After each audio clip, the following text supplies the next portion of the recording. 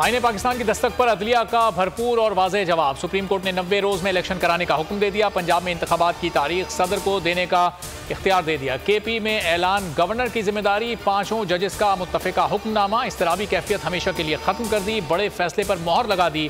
खुद नोटिस पर जस्टिस मंसूर और जस्टिस मंदुखेल का इख्तिलाफी नोट। विफाक फंड भी दे, सिक्योरिटी भी फराम करे, इंतजामात भी करे। सुप्रीम कोर्ट के लार्जर बेंच ने शहबाज सरकार को पाबंद कर दिया। इलेक्शन कमीशन की मुआवनत और मुराद का हुक्म दे दिया। चीफ जस्टिस उमर अता बंदियाल ने रिमार्क्स दिए। आइन आम इंतखाबात से मुतालिक वक्त मुकर्रर करता है। जमहूरियत में पार्लिमानी निज़ाम बुनियादी सतून है। बड़ी अदालत का बड़ा फैसला, नून लीग में खलबली। शहबाज शरीफ का नवाज शरीफ से राब्ता। सुप्रीम कोर्ट के फैसले पर मुशावरत।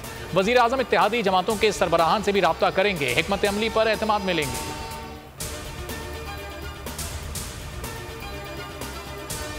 बेंच का फैसला कानून के मुताबिक होता है। सुप्रीम कोर्ट का फैसला अक्सरियत से ही समझा जाता है। नजर सानी में भी वही जजेस होंगे, वही फैसला कर सकते हैं। नजर सानी दरखास्त सुनने के लिए कोई नया जज नहीं आ सकता। अच्छी बात यह है कि फैसले पर अमल करें। बैरिस्टर अली जफर की बोल न्यूज से गुफ्तगू।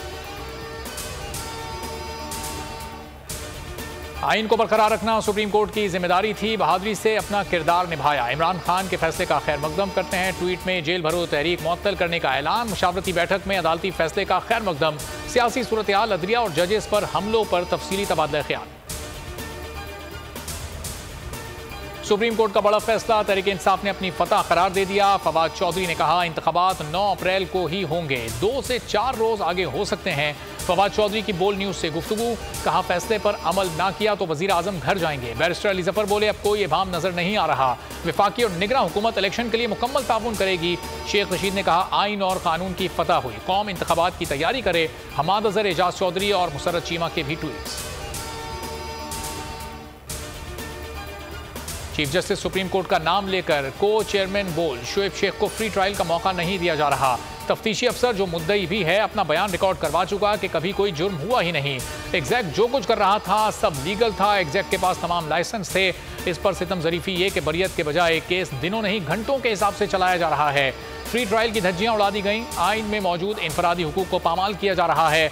मुतल्लिका जज के खिलाफ चीफ जस्टिस के पास दरखास्त दायर कर दी गई है। चीफ जस्टिस से एक्शन लेने की दरखास्त। बोल के खिलाफ इंतकामी कार्रवाइयां जोरों पर। बोल कादिया की इज्जत के लिए खड़े रहने का आज़म।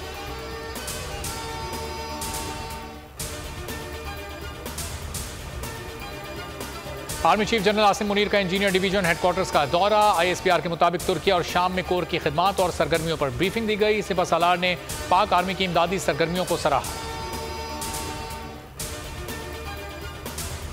मुल्क की तारीख की पहली डिजिटल मरदमशुमारी का आगाज। डिजिटल पोर्टल पर ऑनलाइन इंदराज 3 मार्च तक जारी रहेगा।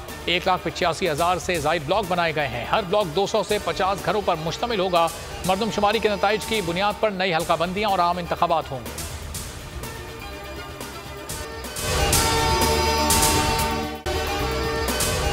अगर आपको ये वीडियो पसंद आई है तो हमारे चैनल को सब्सक्राइब करें और बेल आइकॉन पर क्लिक करें। इम्पोर्टेड हुकूमत और उनकी हवारियों की अदलिया के खिलाफ हर्जा सराई। मरियम नवाज की अदलिया और फाजिल जज साहिबान पर शदीद तनकीद। इस घिनौनी साजिश को बेनकाब करने पर बोल को एक दफा फिर नशरियात की बंदिश का सामना करना पड़ रहा है। बोल अदलिया की इज्जत के लिए खड़ा है और खड़ा रहेगा।